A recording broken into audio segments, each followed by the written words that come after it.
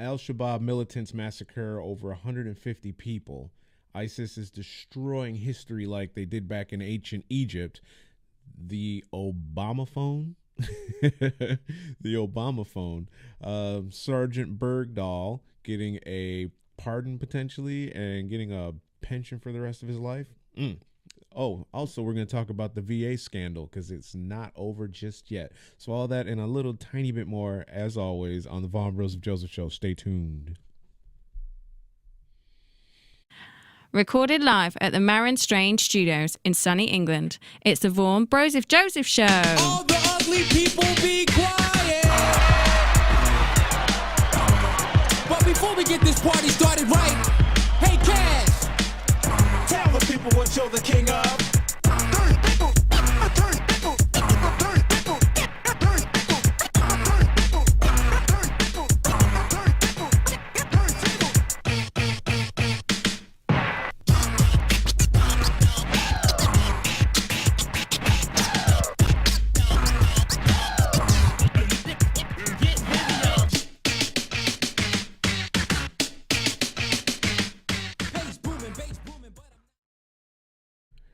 What's up, everybody? It's your bros Vaughn Johseph here, coming at you with a quick, as always, weekday show. It's Saturday though. Yeah, I just want to hit up on some topics as usual that you guys might not be too hip to. So hopefully you stick around for a little bit because I know I'm always trying to make sure that you guys learn a little something. So, and I know we get busy in our lives and we just kind of sometimes bury our heads in the sand. So that's not happening tonight. So anyway, I want to talk about what's going on, what's happening in the world. So at least 147 people last time I checked, mostly students, have been killed in an assault by Al-Shabaab militants on a university in northeastern Kenya. They were heavily armed. They stormed this university early on Thursday. They killed 2 security guards and just came in and started massacring people. The death toll for this ordeal is the highest of any terror attack on Kenyan soil since the U.S. Embassy was bombed back in 1998. It looks like I'm reading that had 200 people, more than 200 people died in the Nairobi blast, you guys. So what's most messed up about this situation is that the attackers separated the Muslim students from the non-Muslim students, let the Muslim students go, killed the non-Muslim students. So that's why this is very important, that you need to pay attention to this, because obviously this is a religious-based issue. I don't know what's being reported in the news back in America. Obviously, I'm in England, so I could probably find it, but I'm already pretty sure that it's not going to say that it was a religious incident. The same thing with the guy in Oklahoma that beheaded the lady. It's never about Muslims terrorists. It's about workplace violence. Or the doctor in the military a few years ago that went on a rampage and killed all his people in the name of his religion. They deemed it as workplace violence again, even though he had launched tons of tweets and so on. So I have to ask this, America, because like I said, I'm in England. So educate me, just educate me on something really quickly here. I was born in New York. All right. I grew up in Michigan. I lived in California for the better part of 10 years. Here I am in England. And I'm seeing on the news, when I do watch the news or get the opportunity to catch the news, that you guys are wanting to fight the Second Amendment and you want to take the guns away from the people. These organizations over in like Syria and Iraq, like the Islamic State and Boko Haram over in Africa. Sorry, I thought I heard my phone ringing. It's like, that's unprofessional of me. Anyway, what they're doing is they're indoctrinating their kids from the youngest of ages and teaching them that it's all about, the caliphate, and it's all about killing non-Muslims, and even they're killing their own Muslim people too. So it's like, I was watching something today where they were killing the Shiite, or they were blowing up the Shiite Muslim mosques, because they don't follow the Sharia laws and things of that nature, like these guys, the Islamic State. So these people are teaching their children to use guns. All right, so you see these clips. I'm going to show these clips of what's going on over there, and I want you guys to really pay attention to this. And why it's important is because we're so focused on so many different things. And when I say we, I mean America and really just the world as a whole. We're focused on reality TV. We care about keeping up with the Kardashians and, global warming and, all these things, that aren't really as important as some other things that are really important, that aren't getting anywhere near as much attention as these soft issues, or some of them that aren't even issues. While these guys do nothing, they do nothing but live and breathe their religion and their terrorism and their wanting to kill infidels. أقول لأمريكا إن الخلافة الإسلامية قامت وبإذن الله لن تتوقف يا جبناء إن كنتم رجال فنحن على الأرض فلا تأتون بالطائرات من دون طيار فأتوا بجنودكم الذين مرغنا أنوفهم في العراق وبإذن الله سوف نمرق أنوفهم بكل مكان وإن شاء الله بالبيت الأبيض سوف نرفع على راية لا إله إلا الله. I'm all for you having your right to being religious and doing what you want to do, but don't try to force that upon me or anyone else. I don't like that. So, but what is happening here is they're doing so much like what history has already done. So now if you look at, they're destroying history. It's an attempt to erase it from reality like they did in ancient Egypt. So they're destroying these statues. And in ancient Egypt, they did this because the former pharaohs or the rulers their religious beliefs or what their teachings weren't in alignment with the current kingdom. So they would hack their faces off from the walls. So when you see these hieroglyphs or these statues and so on that are defaced, that's why. It's not because of time. It's because they didn't want you to be able to identify who that person was in their history. So they would eliminate that. And that's what's going on again.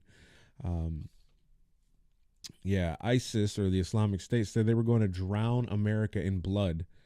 I don't know if they really have the ability to do that right now, and they, will they have the ability to do it in the future? Who knows? I have no idea, but maybe later they will. But I could almost guarantee you that they will try. They will try. I mean, why would you think anything other than that? Osama bin Laden said that he was going to attack the U.S., and then 2 years later, 3,000 people were dead, and it only took 19 people to do it.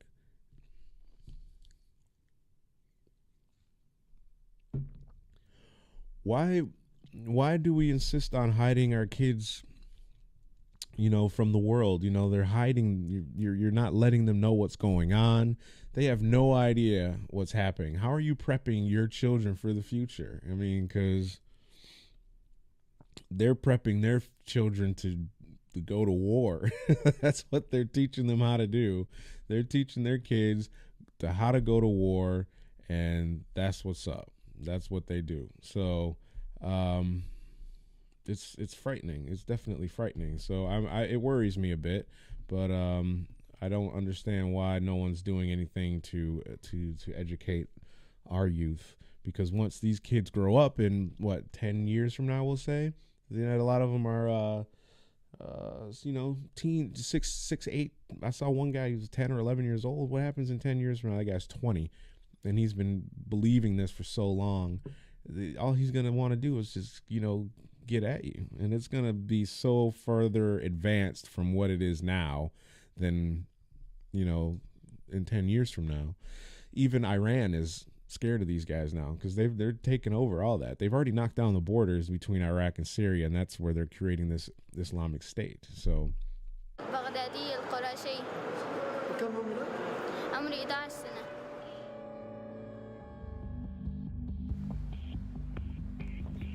As IS swept through Syria and Iraq, seizing more and more territory by force, the battle for people's hearts and minds became another important part of their overall strategy. It's a job that IS press officer Abu Mossa takes very seriously. وقت الحرب الآن يعني صار لها فترة طويلة ما في أوقات ترفيهية بتكونوا فيها مثل مع العائلة والله حقيقة لا بالنسبة لي يعني لا أنا حتى يعني كل أعياد المضى الحمد لله يعني حتى ضيافة العيد أقول لهم إذا ما عيد أطفال درعا وأطفال حمص ما أجيب لكم أي حلو أو أي شيء ده إنه أروح يعني ترفيهية يعني أبدا ما إذا مو للضرورة أو للمرض ما أطلع أبدا. هذا يعني أنكم تعيشون أجواء الحرب بشكل دائم؟ نعم هذا ما يعني العائلة صراحة إذا جاز التعبير هي آخر الاهتمامات. في شيء أسمى يعني أكيد لو أنه جلسنا وقعدنا مع العائلة ما حدا يذود عن أعراض المسلمين وأنفسهم. But you guys want to fight the Second Amendment. Take your guns away from the citizens. I don't understand that. I mean, I had a discussion with someone earlier today about disarming people and so on. So, and her argument was, well, giving everyone a gun isn't the solution. Okay, we need to move past that. We can't take guns away from everybody, okay? There's no way that that's going to happen. That's not an option. People have guns. Bad guys have the guns. They're always going to be able to get the guns, okay? You can't not have that. And it's here in England, you're not allowed to have guns. People still have guns, okay? There's nowhere near as much gun violence. Sure, their police don't have guns, so their police don't act the same way, but their police get no respect here, none, right? So I've seen drunk people, they just fuck off cop and, they don't care. The police have no respect here at all, okay, by comparison. But then on the flip side of that coin is back in the States, the police, most people are just afraid of them because they're kind of crazy a lot of times. I mean, I saw a guy drag a woman out of her car on TV last night because she forgot to indicate when she turned, and he pulled her gun out on her, and it was crazy, So I know that there's extremes on both sides. I get that. But you can't take everyone's guns away. You can't. The answer isn't to disarm the whole country. They tried that with prohibition. Remember, no drinking. No one should have alcohol. What happened? Speakeasies came out. People were making bathroom hooch. They were doing that anyway, right? They don't care. They're going to drink. Same with drugs. You make drugs illegal. What happens? It goes underground. You get the point. So these people are teaching their kids how to use drugs. They're indoctrinating them with literature. They're teaching them all the things they want them to learn. Remember the Nazis, how they started burning books and teaching their kids to hate, and they had the Hitler Youth and all that. That's what's going on right now over in these other countries. So you really, really, really need to be aware of what's going on. You need to not keep your kids in the dark. You need to not teach them to focus on trivial things like reality TV, fashion, carbon emissions, and global warming. And, I'm not saying that there aren't other issues that need to be attended to, but when your enemy, you're the enemy of them, apparently. I would have to say that they're your enemy as well, because they're out to get you. So whether you like it or not, or whether you feel like you're in the fight or not, you are. But they live and breathe the war, the fight to eliminate you, to eliminate Israel from the map. That's what they want to do. They want to come into America and kill people. Do you think they really can? They killed 3,000 people with airplanes, and it only took 19 people from start to finish to get all that done. Now, is it that America, we just feel so insular? And I get that now more that I'm out of the country and I see the way that behavior and attitude is towards the U.S., from the U.S. and other countries, and how they behave in these other countries over here. You don't really, because we're so big, the U.S. is so big, we have so much going on there that we don't really focus on externals. So one of the things that is a concern for me is that you've got this southern border that is just absolutely porous. It's a sieve. So they're already set up. I know Taliban, I think Al Qaeda's already set up in Latin America, Central America. It might have been South America as well. So they come right up through the border whenever they get ready. What do you think is any different between these people that want to kill you coming up through the border versus people that are just trying to get to a better life by leaving, Latin America and coming through the border unstopped? And we've got millions of people that are already in the country as a result of that entry strategy. So 19 people, do you really think 19 people can't get their way across the border and go to any major hubs in all of our cities and do damage? There's just something for you guys to think about. So that's all I'm going to say on that. So stick with me. I want to talk about the Obama phone when I come back.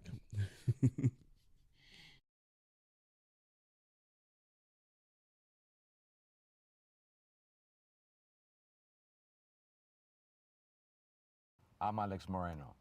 This chain has been started by me. But who finishes it? Only the Creator knows.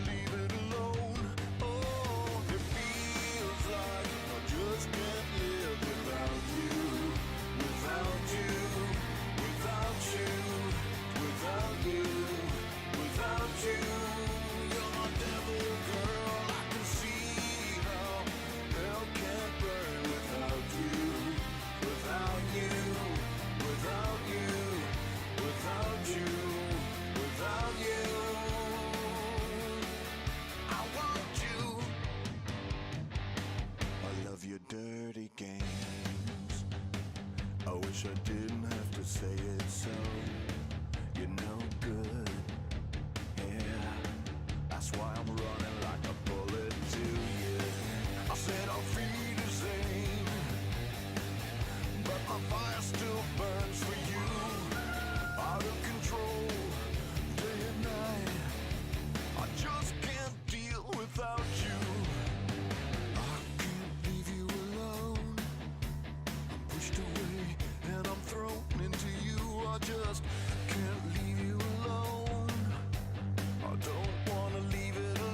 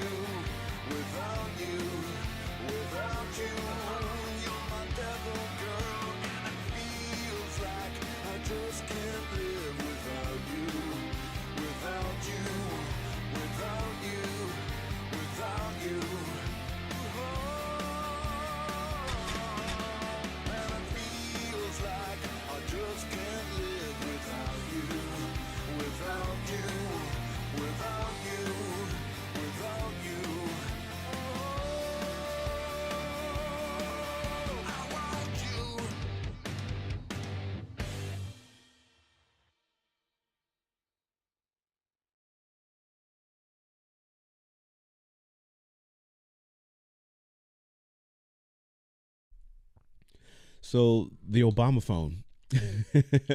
there's a new website you can go to called I think it's obamaphone.com if I'm not mistaken. Let me see if I can get to it here. Obama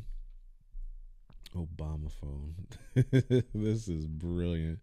Oh my goodness, are you serious that this is even happening? All right, come on. All right, let me try something else here. Not working. Anyway, so I don't have the site up, but there's an Obama phone, you guys. And so if you go to obamaphone.com, you can get this Lifeline mobile phone. So it's a free phone. It's got free minutes on it. I believe it's got free internet on it as well. A bit creepy. Does anybody remember the NSA issue that you guys had back there with Sprint and Verizon and so on, having to turn over their records? So now they got everything. They've got everything. So you're using the government mobile phone.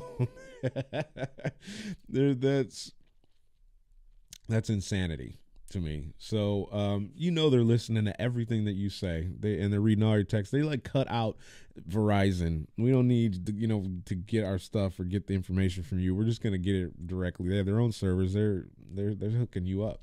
So it's free. You don't pay for anything. It's for those who can't handle paying a phone bill. So yeah, Kingsman, that movie. Did you ever see Kingsman? Samuel L. Jackson. Yeah, he gives everyone a free SIM card and a free phone service for life. And then he zaps their brain and they all go crazy, right? So sorry if you haven't seen the movie, I just ruined it for you, but that's what happens. And so you getting this phone is probably not going to be the best thing. They had the landline lifelines too, now that I think about it. I never thought about this until recently, or till right this second, actually, because I used to have one. And it's for people that don't have, a lot of money to spend on a phone. So I only needed a phone line because I wanted to be able to call home, back in Michigan when I lived in California. So I got one, and or make long distance phone calls over to Europe because I knew people over here and I wasn't going to use my mobile phone to do that. So you could get a Lifeline phone, you get a mobile phone or a house landline phone. I think it was like $16 a month for everything or something like that. Because I'm an actor, I'm like, I don't make any money. I'm an actor. They give you a free phone. So anyway, just be careful of that Obama phone. If we didn't learn anything from the NSA, I mean, Jesus Christ, man, you guys are you're going to get it on that one. You're going to get it for sure. So Obama phone. Senator Ted Cruz is a Republican running for president, potentially. He's trying to get the nomination anyway. He said it was last week, Tuesday, that he became a fan of country music after the attacks of 9/11 because it was more patriotic than rock music. And more people that listen to country and even the musicians tend to lean more with the conservative side and so on.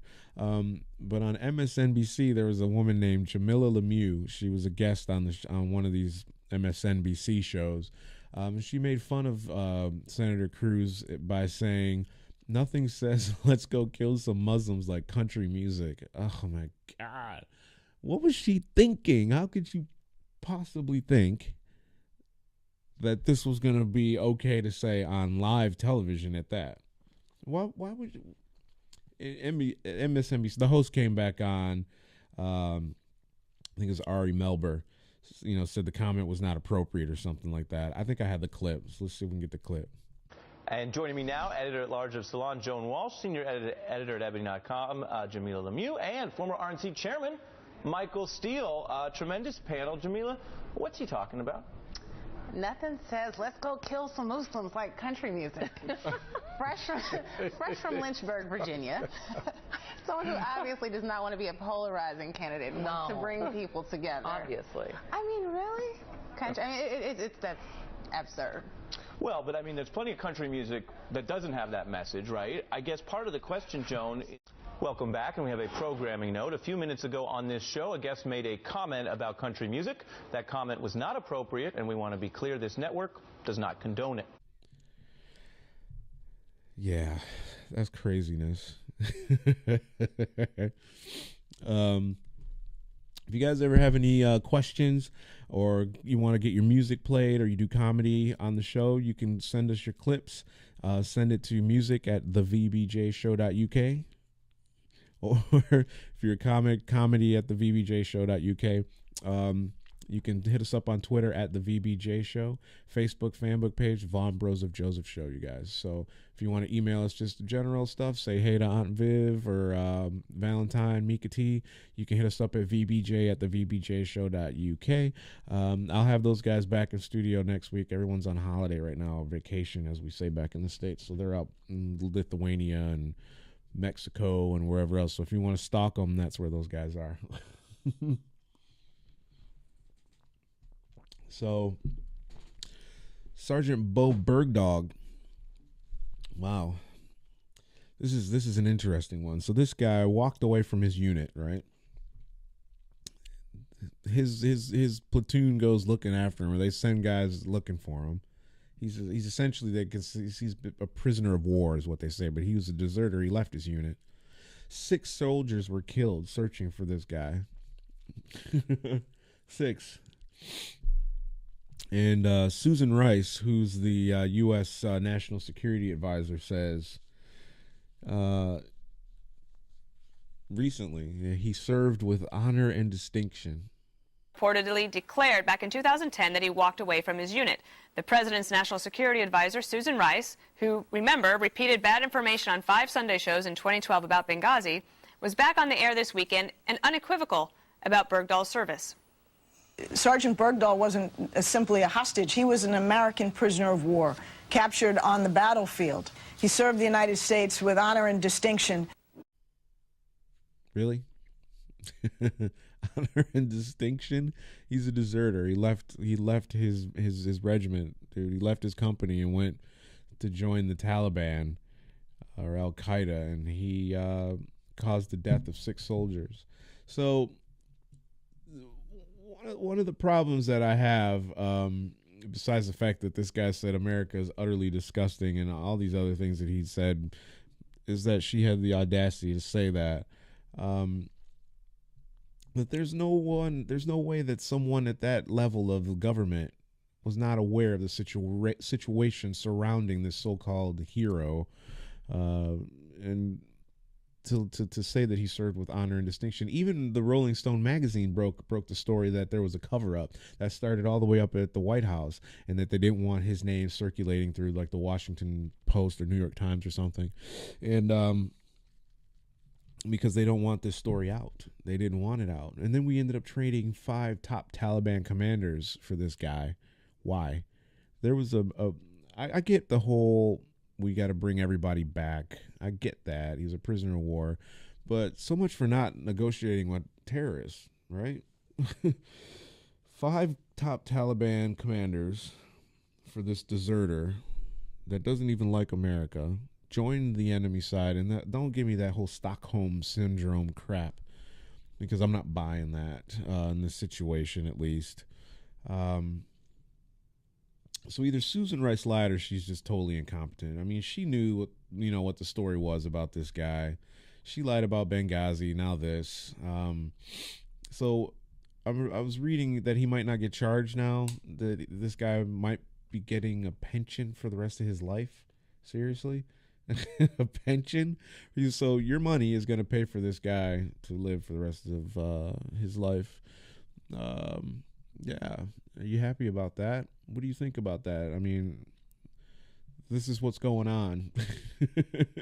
So they just want it to go away. You know, the Obama administration is desperately trying to make this story go away. They tried to make the Benghazi story go away with Hillary and her. What difference does it make? Comments. People died and you guys knew about it. The Lois Lerner IRS email scandal, they tried to make that go away, which they kind of did, but there's new stuff coming up on that right now. So try and keep an eye out on that. Try to get your news from alternative locations as well. Come here, because I'll be more than happy to tell you what I've learned, and you can go check it out for yourself, because your major networks aren't always telling you what's what out there. They keep things under wraps. They made the VA scandal go away. You know, if you didn't know about what was going on there, they had veterans that weren't getting care for months, years. but I got a VA story for you too. So let's talk about that now. So anyway, the Department of Veteran Affairs took another hit just the other day. I think it was last week or something. The news surfaced that an email was surfacing or circulating to staffers, and this woman, it was in Indianapolis, I think, the Indianapolis VA hospital. She's making fun of mental health problems suffered by returning combat veterans. That's crazy. So this is the woman that's making fun of people. Look at her. She's got the nerve to be making fun of somebody else. Where'd she get her hair done at? Jeez, Bo Ricks. Anyway, on December 18th, this message included several images of toy Christmas elves, according to the Indianapolis Star, which actually got the email. The email was sent out by the social worker Robin Paul. That's her name. This woman here. This whatever. She sent it out to her staff within the Seamless Transition Integration Care Clinic at the Roadbush VA Medical Center.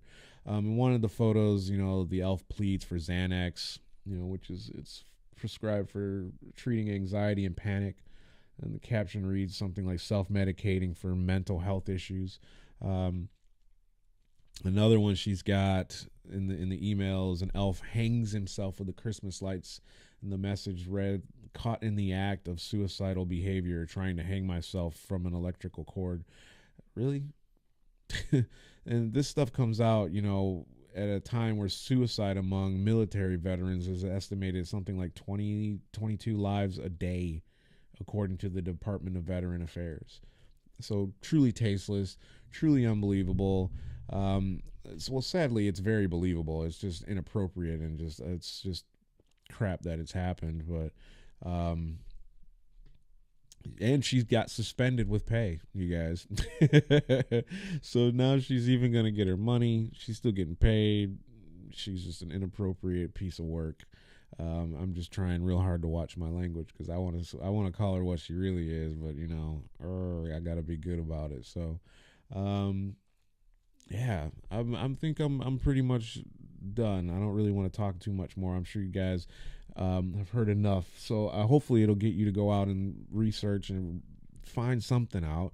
There's so much going on out there that you guys probably are just completely unaware of, and just get off the Facebook for once in a while. Go and do something a bit more educational with your time. Just come here. If you don't want to go and read a book or watch the news, email me stuff you guys want to know about, and I'll be more than happy to share it with you. Like I said, we'll have the full crew back next week, I think, or maybe the week after, because everyone's on holiday, Easter holiday. But anytime something mental comes up, I'm doing these short shows. So I try and keep them to about a half an hour because I know that you guys have a short attention span, shorter than the month of February, because I know I do sometimes. And I'd like to launch, what the issue is at the beginning. So if it's something you think you might be interested in, stay tuned and you'll watch. So get me your comedy work, get us, your music, your poetry, any of that stuff that you do. We're glad to have it. I've got like a surplus of stuff. It's brilliant. So I can just pick and we can decide what we want to play for you guys. Music videos, we do like Siren on the Moon. I love those guys. They've got videos that we play on our show. Anyway, thanks for tuning in, and I'm out of here. Peace.